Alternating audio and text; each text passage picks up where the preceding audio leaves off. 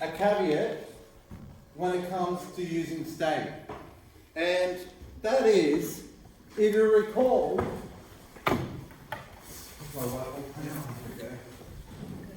Yeah.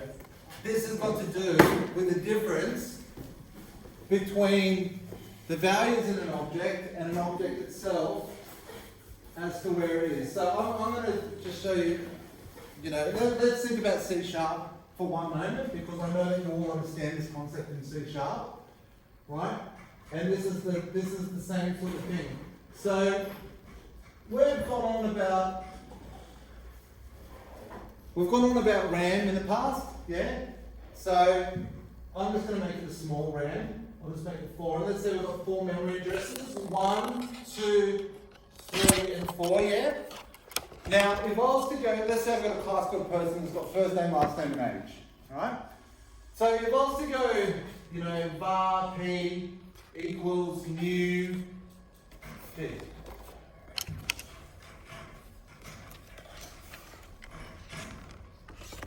Person, right? And let's say I pass in the first name. We've got a constructor. Let's just say name Fred, right? And age 21. We'll even make it simpler, yeah? So what that's going to do is that the runtime is going to find a free space in RAM, yeah? And this one it's at the memory address of 2, okay? And then we've got Fred for the name and 21 for the age, yeah? Now state is looking at that and seeing that object, right?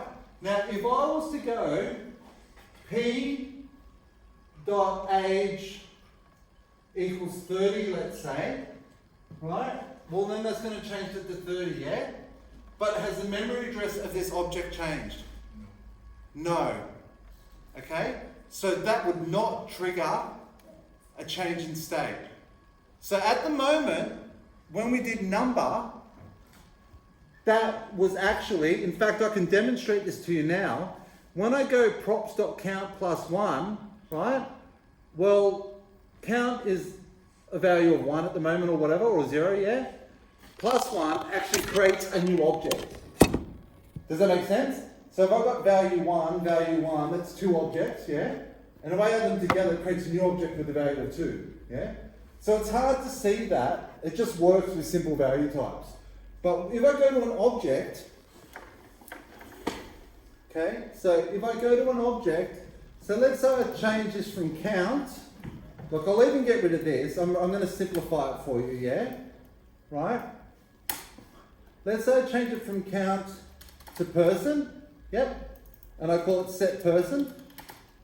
And now let's say the initial value of the person is name, Fred, yep, and age, 18. Can you see how I passed in an object for the default value?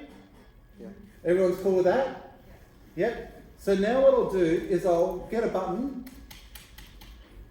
I'll do the separate function again, okay? So the title just equals, I don't know, click, that'll do. Alright, and then what I'm going to do is I'm going to create a separate function so I can just put in the debugger and we can look at it, yeah? So I'll call it update person, yep? And let's just change the age to be 50, okay? So if I was to go, I'm getting my arrow and traditional function syntax mixed up there. Okay, so if I was to go person.age equals 30, yep. Then I was to go set person and pass in person. Oh, I don't know what I've got caps lock. And pass in person, yep. Now, here I'm just going to go, look, I'll go person.name, yep. And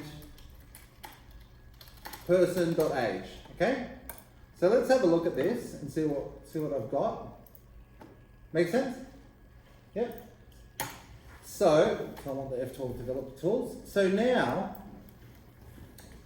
let's come and have a look and let me put a debugger here and let me go on press equals update person, yeah? Okay, again, just a reminder, I don't invoke the function, what do I do? Just write update. That's right, just the name, yep, so it's got a pointer to the function because again, I'm just giving it a pointer so it knows which function to invoke on the event of that button being pressed. Make sense? Yep. Okay, so let's have a look at what's happened here. So I click, I've hit the breakpoint, and if we look at person, you can see person has got age of 18 in Fred because that's what we initialized it with, yep. Now I change the age, right, and that's kind of like the example that I've showed you here, yeah? I've mutated a value inside it, but I haven't changed the actual object, have I? Right? So, if you look at person now, you can see I've changed the age to 30, and I call set person, and I press play, it didn't update. Now watch this, I go click again, and before I even go to change it again, look, the age has been updated to 30. See that? So why isn't it updating? Well, when I call set person, it's not enough to change, to mutate an object. You have to give it a new object. So what we do is we clone the existing object, change what we need, set it, and when we clone it, it actually creates a new thing. So it's a change in memory address as a working explanation, yeah? That triggers it. So let me show you how that's done. When they deletes the old one after. Well, the old one just doesn't have anything pointing at it anymore. Does that make sense? It's the same as C#. If you don't have anything pointing at an object, what happens? It eventually gets collected, right? So, and the JavaScript runtime's got a similar sort of thing, yeah? So what I'll do is the first thing is I could go, I'll show you the long way and then I'll do it the short way, yeah? So the long way could be I could go let's say let updated person equal, and look, I'll just make it an empty object to start with, does that make sense? Yep.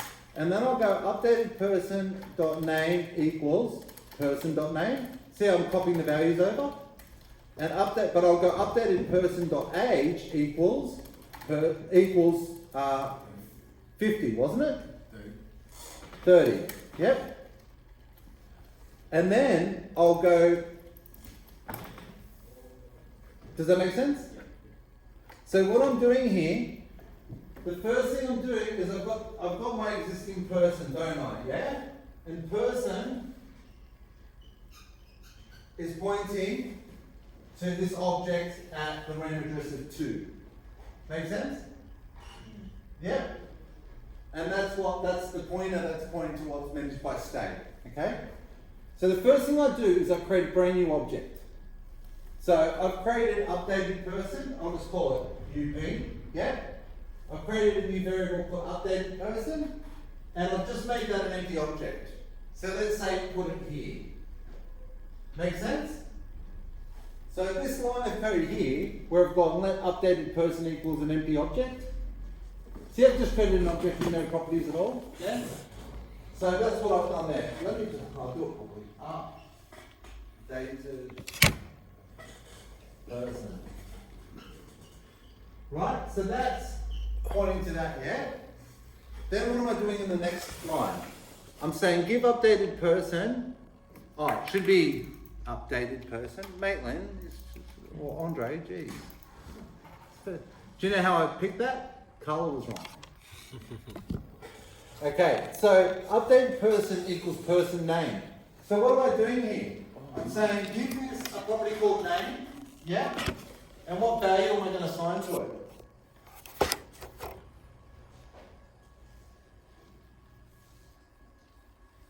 Fred, yeah? And then what am I doing in the next line? Setting the age to 30, yeah? Age 30, yeah? And then, what am I doing here?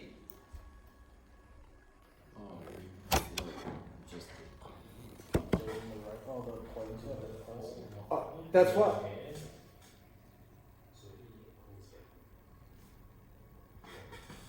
So I'm calling set person, yeah? And updating state. So essentially, at the moment, I've got state in the underworking, yeah? And it's pointing to this guy, yeah?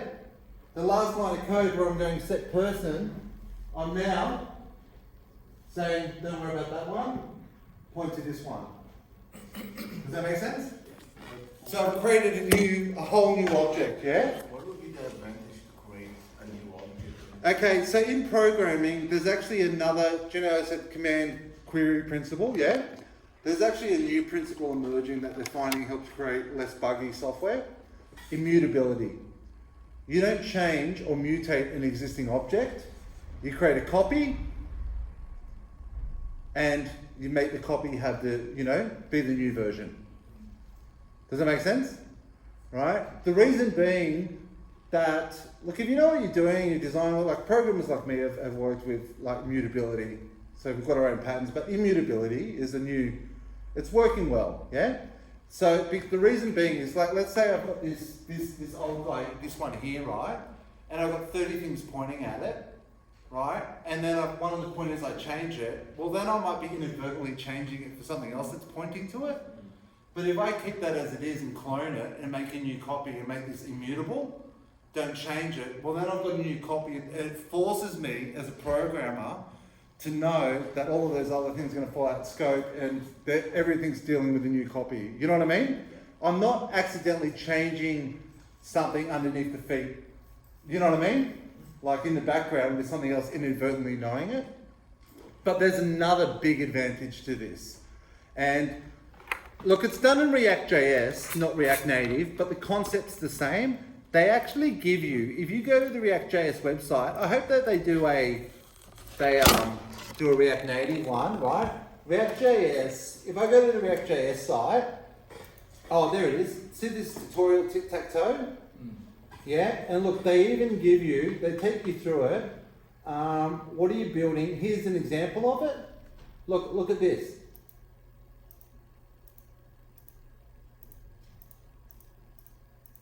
See that?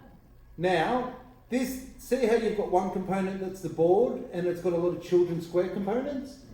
Right? Every time I've done this, what's happened, see how they've got use state, yeah? And see how they've got on click square, and if you come down, you don't have to know all the logic, but there'll be the set state, there's all the squares, right? And if you look on click, it says handle click, and that'll be setting state. Now, each time we cloned it, instead of letting it fall out of scope, like you said, right? The previous one put it in an array. And you've got a history. You know with Word when you press the back button? That's how it does it. Puts in an array. Sorry? You're saying it's an array? When Word does its array? Well, we could create an array. It does something similar. So what I could actually do is something similar, is when I do this, before I update the old one, let's say, look, there's a bit more to it than this, right? But I'm just going to do it here, just to give you an idea. If I was to go let history equal, and I just make it an array, right? Here I could go history dot push person. So now I've got an array of what the data was in all of the steps. Does that make sense? Yeah. And that allows you to do time travel, which they demonstrate perfectly here. Look, see how I've made all these moves and it's created, each time it's cloned what the value was of the board? Look. I can click, so this would be index 0 on the array, index 1, index 2. Every time I click on it, it just says set state, array, whatever the index of this was. That would be when at the very beginning, it would just empty the array out. You know what I mean? Or it would just go back to the, yeah. Pretty cool, hey? Yeah, it's cool. So they actually walk you through it. It's not a hard concept, right? Like, I've got a document, right? And I need to change it, right? And lots of people have got links to this document. Instead of me changing that document, and everyone who's got a link to the document is like, oh, what's happened? It's changed on me, right? No, I photocopy the document, I get the copy, I make changes, and then I say, this is a new copy. And then I put the old copy on the shelf. Does it dramatically affect memory at all? Or is it like No, man, but like, so got to the point hardware. Yeah, so the directed acyclic graph is highly efficient, right? In the way that it does it and it works with the delta. That's what I was talking about earlier with the delta. You know what I mean? So it's optimized, right? There's also other clever things going on with React and Angular and stuff like tree shaking. Tree shaking is when you compile your code or transpile your code, any functions that aren't being used, or any code that's in your code base that doesn't actually get used, it just removes it. It's like shaking a tree for excess leaves. You know what I mean? They call it tree shaking. It's just, thinning it up, because why have dead wood? It's hogging up memory basically. Yeah, it's less to load up and all that sort of stuff. So I don't expect to do all of this, but do you understand the point of what I'm saying? I have a question, Peter. Yeah. And it's, I'm sorry if I'm having to get you to explain it again, but I don't understand why setPerson on line 6 is actually a usable function when I can't see where we have. Well, the function's created inside this use state. This function here returns two things. It returns the variable and the function. But we're able to give that variable and the function whatever names we want. So does useState create a variable and a function? That's right. Okay. And the way the function is created by useState is always the same. Always the same. Always the same. Right? So the implementation of setPerson is actually written within useState. That's right. That's right. That's correct. Okay. Right? So this here returns two things. A variable and a function. Yeah. But the good thing is, because of the structuring assignment that I showed you earlier, it allows us to call the variable whatever we want to call it. And it allows us to call just think of this returning an array, yeah? And the array allows us to name whatever we want it to be, yeah? So the function is actually, the set function, right? We've given it a name, but the set function is actually, right, deep within the under workings of React framework.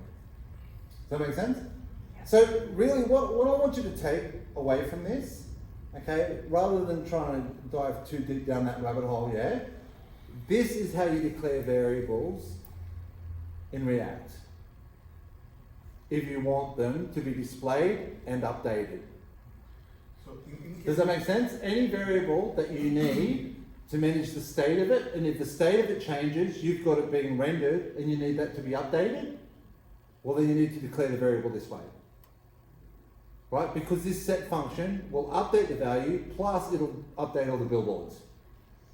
Does that make sense? Okay, so whatever the function is, which is returned by useState, will always take in one parameter, and parameter. Well, you don't have to, it doesn't have to have any. If I don't do that, Yeah. then I still create the variable, but to start off with, this will be undefined. Yeah. It'll be null, right? But if I do this, I initialize, right? Doing this is the same as going let person, yeah? the use state kind of acts as a default, and if the use state is empty, the default's like empty. Yeah, it's like doing this. See that? Having use state with not passing in an initial value is the same as doing that, yeah? Doing this, whoops. Doing that, yeah, is the same as doing this.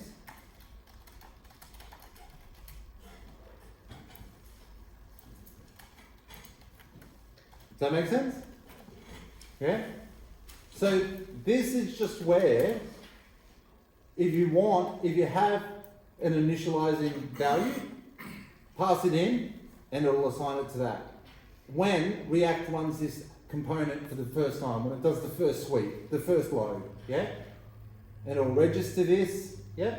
And it'll know whenever you update this to go and find wherever it's been displayed and update the display as well. So, I didn't get all of this, but I get enough to understand that, like, if I want to mutate my my variable, I I need to use this structure. Like the first That's- one that's is the right. variable, second one is the function to change this variable everywhere in the code. That's right. Like just going person equals something new, whatever, won't work. You need to use this function. Yeah. So it's gonna work if I'm not gonna have to change this variable. Yeah. So like it's like when it's got to do with components and variables that we call state variables, you know, that are being displayed, and if they change, we need it updated everywhere. Yeah. Because it's going to change the state of the user interface, right? Because the values change. We use state, but still, like any program, that we'll still end up doing normal functions in React.js and doing normal variables in some places and what's not, right? It's just that these variables are ones that are being displayed, so we need to use state.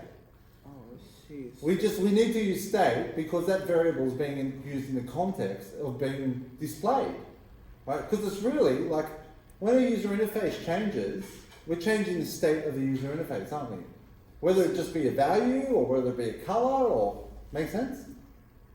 Oh, so here technically I can create like regular functions with like just let variable something do all Yeah. my You calculations. can do all of And that sort of stuff. Look, At I the can, end, I can just create this structure to just like pass my final data to this variable and update look, everything. I could do a thing, function add numbers x and y, yeah? Let z equal x plus y, yeah? Return z, say. And then down here, I'll just whack it in a text, yeah? Right, I could go add numbers 2 and 2, which would display 4. Does that make sense? Yeah, but it's But the thing is, simple. so I'm using a normal function there, but none of these, if I change any of these variables or anything like that, yeah, It's gonna change. this won't update, right? It'll just be rendered on the first load. If I want that to happen, I have to use State. state. In case if I wanna add something person objects, later on I'm gonna have to do const person set person equals states dot whatever I wanna add. Say that again, sorry? If I wanna add, for example, last name. Oh yeah. So we can do that. So the next thing I want to show you, let me push forward with this a bit because there's a couple more tricks. Now, and another thing as well, like please practice this a bit over the week. I understand though, because, and it's tricky, right? And we went through this with Express a bit, so I hope you trust me, okay?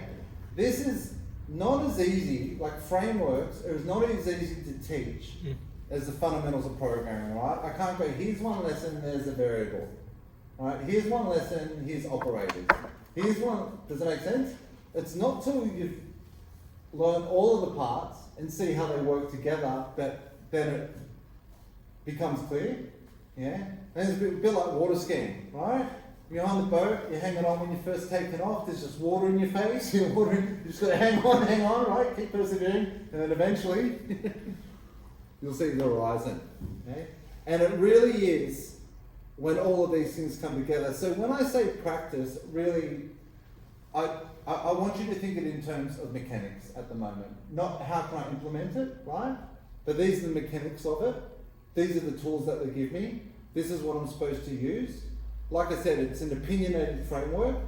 So I'm trying to put it all together, but you're already starting to see the power that it can provide. Do you know how we, pass down the set function as a prop? Clicked it. See how powerful that is? To update the whole user interface. So the more we use it, next week we'll be more hands-on, and do it. But what I've done today, please practice that. Just try and think, all right, I want to display this variable, I want a button, I want to change it, I want to make sure that I use state and it updates it somewhere. Make sense? Yep. As simple as that. Try and break it, the little lessons that I've given you, try and break that down, even though it's not like creating an app for you or giving you any satisfactory output like a console and C# exercises or what's not. It's still just as important because when it comes together, and I'm telling you, you've seen the code in it, it does work in Edge, by the way, I just tested. It does work? Yeah. I think you're already logged in, and you just have to click the shoot button. Anyway, it doesn't matter. So,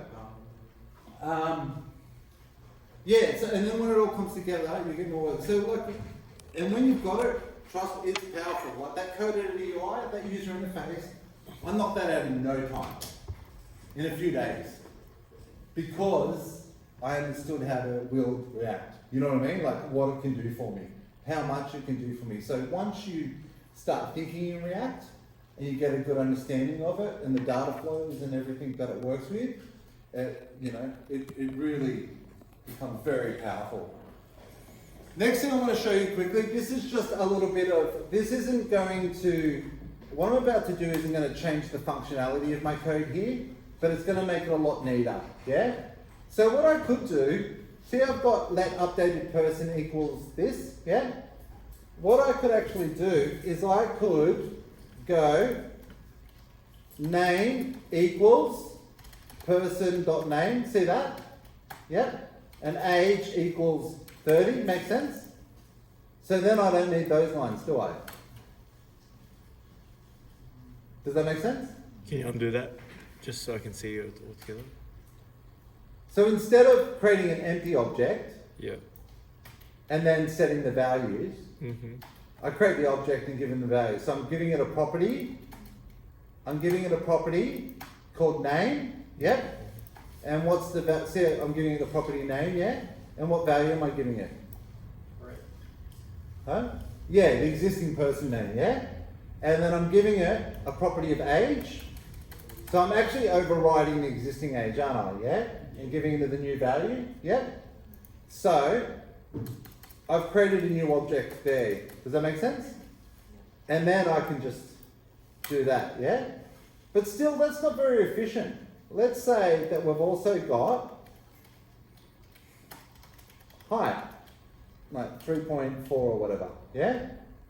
Okay? That's centimeters, not feet. Tiny. Right? And let's say that my object had another 20 properties. Okay. That would be a lot of code, wouldn't it? Yes. So what can I do? Well, Would you set let updated person equal the object and then just change the property? what about this?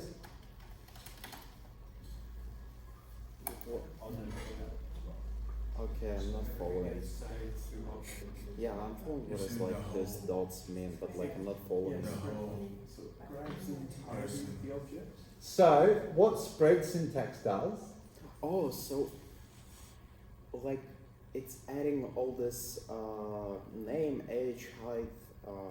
that's and right. Into also updated something that. What if you put the dot dot dot in front of it, remember it spreads the object? So effectively what that will do, dot dot dot person will effectively get all of the properties inside them, yeah? And spread them out, but it's actually creating a new object. So, in short, a way to clone an object in JavaScript is, that's created a new object. That's a clone. This is a clone, not a That- copy and paste. Yeah, so let me change this now and call it clone, yeah? Does it make sense? Oh. So if you wanted to change the height, you would just do comma height. Now, here's the cool thing about spread syntax, yeah? This, like I said, can you see that there? How that's essentially, effectively created a new object for me like that, yeah? Yep. Now, the cool thing about when you instantiate objects in JavaScript, if I was to do this and say 30, yeah? What would actually happen is it'd create the new object, give it a property called name, assign it Fred, yeah? Give it a property called age, 18, give it a property called height, then it'd come to this one, and it'd say, well, I've already got the age, 18, but the one on the right will overwrite the one on the left. Does that make sense? Yep. So that leaves me free. Oh, dot person, comma age. Yeah, very good. Make sense? Mm-hmm. So all you have to do is get the original object, dot, dot, dot, right? You put it in a new object, and remember having it wrapped in these things creates a new object. Doing that is the same as like new in C#, right? Dot, dot, dot, it does that, and then any properties you need to overwrite, whatever it is, comma, whatever it is, comma, make sense? Mm-hmm. If And- it doesn't have it, you will add the new one. Sorry? If it doesn't have it in the original, you will add the new one. Yeah, you can, yeah. Because remember, you can add properties to objects in JavaScript ad hoc. It's not, you don't have to predefine a class for just objects. You know, like you do in C#. In C#, you've got a predefined class. There is actually anonymous objects in C#, but you'll get to that later. I don't know that. Like you could go var p equals new, and then you don't say the type, you just do the curly braces. It's exactly the same as this, except you put the new keyword in front of it. That's how you create an anonymous object in C#. What's the difference? How often would you don't have to make the calls for this? So that actually happens. That actually happens a lot when we do. So do you know what we did with the Express app and the REST API, where we return JSON? Well, a lot in ASP.NET Core, which is Microsoft C# website REST API technology.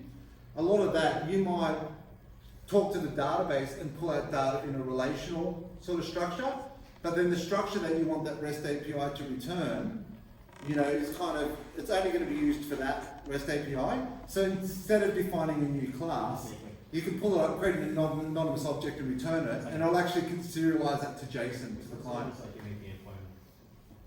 Yeah, it just gives you a way to shape data without having to like a room to move to shape data for any sort of miscellaneous operations that doesn't justify creating a whole new class, you know? So look, so this, are you ready for it? This could actually now just get passed in here, couldn't it? Yeah? And even more so, here we go.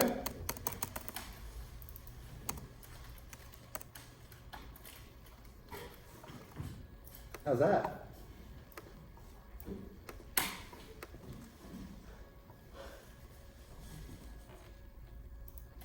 Make sense?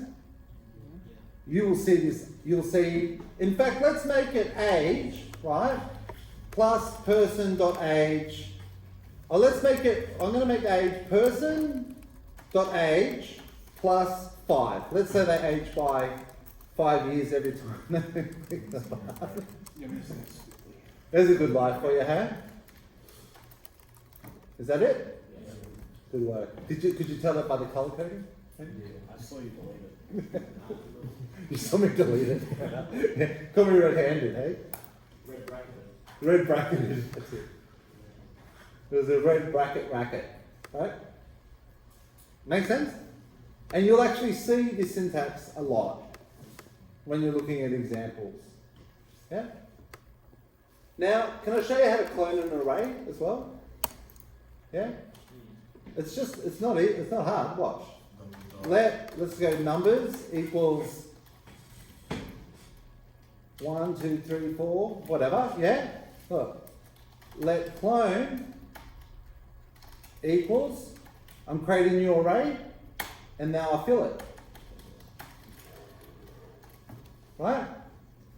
So now I could change this, and that's not going to affect the new one. What does the dot do? It spreads the contents of it inside. So it won't get the whole thing, it'll just get the contents of it and spread it inside. So again, Yeah, got it. So without that, what would the difference be? The main difference? spread syntax, MDN, yeah? Yeah. Well, it'd be what I had to do before. I'd have to go, you know, clone equals that, and then create a clone, yeah? Yeah. Array actually has a method called splice, and splice will return a new array. And if you go splice from 0 to the end, it actually because it return that. So that's one thing. But really, what you'd be used to, we would have to do something like this, mate. It's like really painful. Yeah. Oh, okay. You know what I mean? Yeah, got it. That's not fun, is it? No. No. But this, yeah?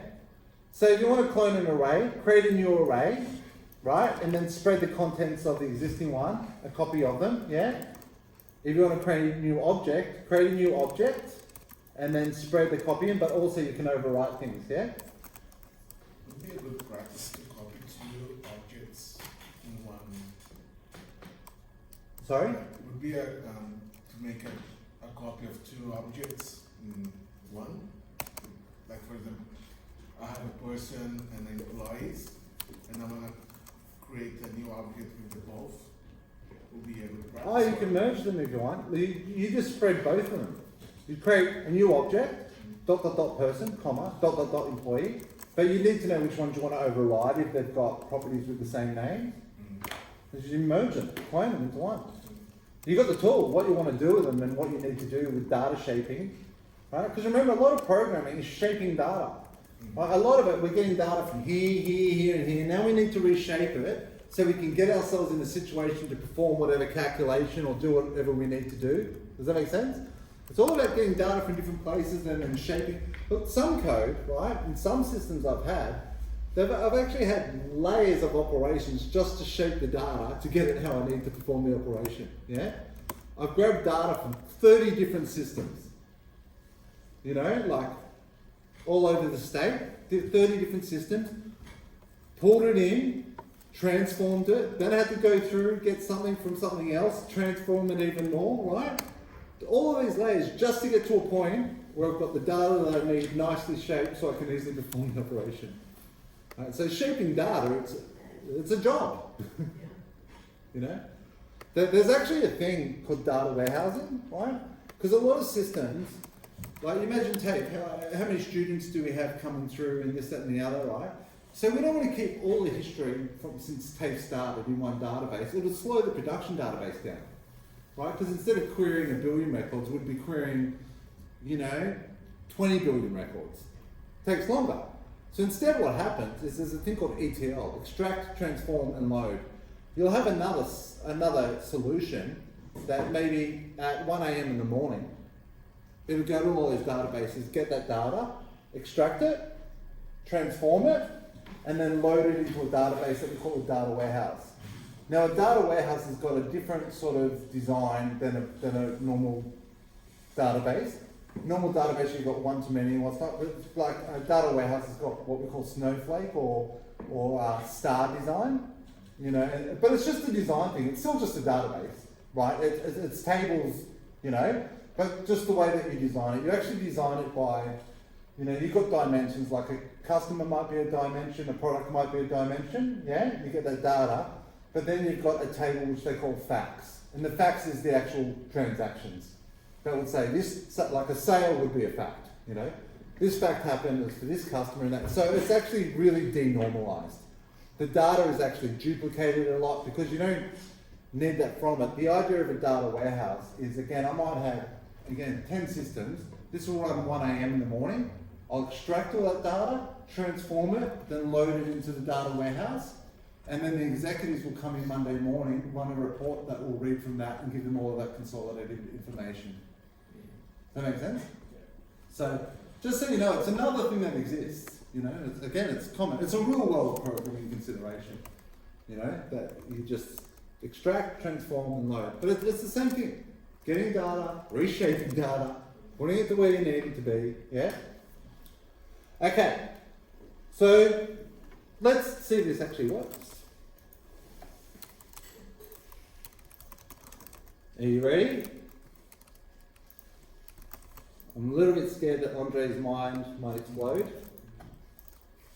I need one of those COVID perspex things.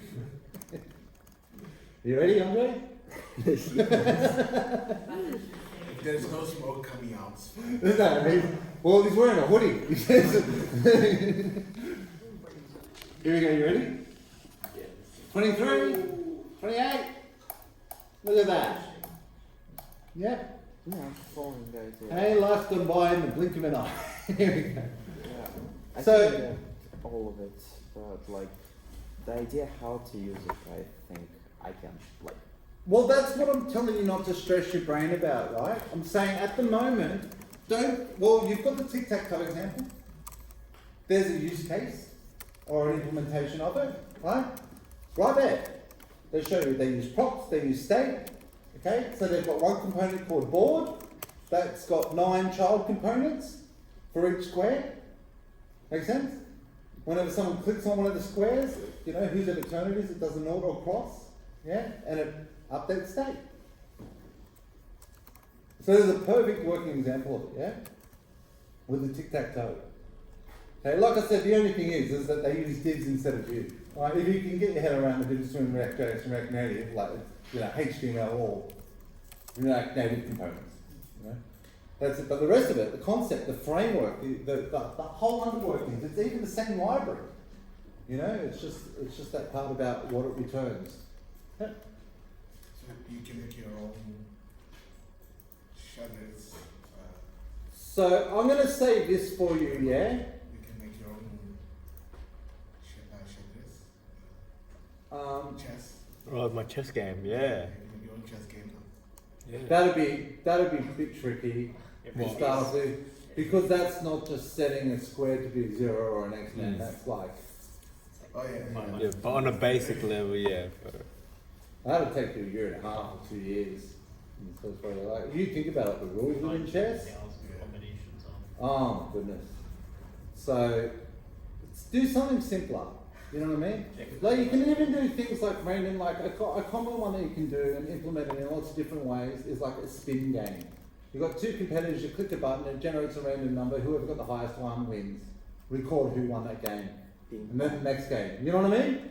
Like simple things like that, just see implementing the mechanics at this point. Yeah? When you go, look, I'll actually, towards the end, like we'll be building our own. So this app that we're building, by the way, it's just going to be for managing people. So we'll have one screen, talks to our REST API, gets it, displays the list of people. We can add a new person, do a post to our REST. It's just going to be simple CRUD. So you'll see that. So you'll be able to, with confidence, have an example, and not from memory, but if you keep working on it, even 6 months after this course, you keep working on it, right? But then you'll be fluent with React. You'll be able to get what you want out of it. So P drive. Now again, feel free. I'll call this. Can I just call this state demo? Yeah. Now feel free to go into the PD1 folder as well. There's another example that I did there. Same but different. Now they got a bit further. I didn't get it to it today. We'll do it next week. It's not too hard, but there's another hook that I want to show you called use effect. And we'll actually get to that after.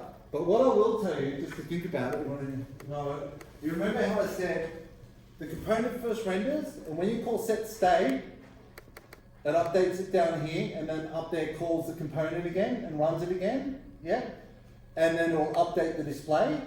Now use effect is another hook, after it's updated the display, to get it to run it one more time, so we've got the latest values. Because remember how I showed you, let me show you quickly, yeah? Just expand a bit, just so you can see. I know you're going to go to lunch, but look. No, we can. Use effect, see that? Now the way that use effect works, and again, this is just to think about, I'll cover it in full next week, yeah? But I just wanted to give you this so you can start to really get the bigger picture of the different life cycles, yeah? So use effect is a function. So I'll go use effect and see it's actually a function, but it requires two parameters. The first parameter is the function that I want to be executed when it runs again, okay? So to start off with, I'm just going to make that an anonymous function. Does that make sense? In fact, I'll just do something simple in there. I'll just go let P equal person. You know what I mean? And I'll put a debugger in. I just want you to see that it's being hit, okay? Now, so that's the first parameter. Now the second parameter, I'm going to put a comma here, yeah? The second parameter is an array. Now, what this array does,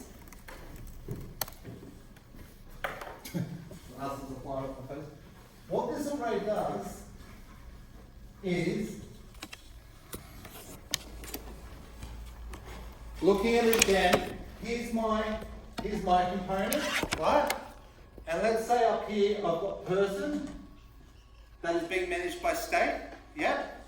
Down here is the underworkings, if that makes sense. Okay, so let's look at it this way. The first time my component runs, the very first time, it executes the use state. So this is the very first time it runs, okay? So that actually registers person in state. Does that make sense? like in the underworkings, yeah? And it displays it, okay? Then I click the button, what happens? I call set person. So what that will do, the first thing that will do, so the second thing, so the first one is load, right? The second one is the click event that we're talking about. And that click event calls the set person, which then changes this. So let's say your person equals, I don't know, Fred, okay? I click the button, right, so down here, the first one is registered, or what am I doing? Fred. Make sense to everyone so far? First time it's run, we've created this person, it's registered, the name's Fred, and it's displayed it, yeah? We click the button, say change name to Sue. So what that does, let's say we've also got person displayed in our JSX somewhere. You know what I mean? Okay, that's in the component, in the return part, yeah? I'm talking about this, yeah? So we've got person up here, where we've registered it with state, yeah, where we declared it, but we've also got places where we display it, right? So we click the button comes down here, changes it to be Sue, yeah? And then the underworking says, run this again. And when it runs this again, it finds wherever a person was, and it'll update the display value. It'll update the billboards. Does that make sense? So 3, rerun component, right? 2, update display. Make sense? Now the third thing is, this use effect, and you can see the first argument is a function. It's just an anonymous arrow function, yeah? The second argument is an array. Now this array, what I can do is I can tell it variables that I want it to watch. So I'm going to say, watch person. So effectively what I've done here is this anonymous function, let's just call it f, right? I've registered this function f, and I've associated it with the person. Does that make sense? I'm saying watch this variable, yeah? And what it will do is when this variable changes, if I've registered it, well, then it will for rerun component, but only to execute use effect function. Does that make sense? Yes. So let me demonstrate that for you, okay? Now, use effect also gets run the first time, but let's ignore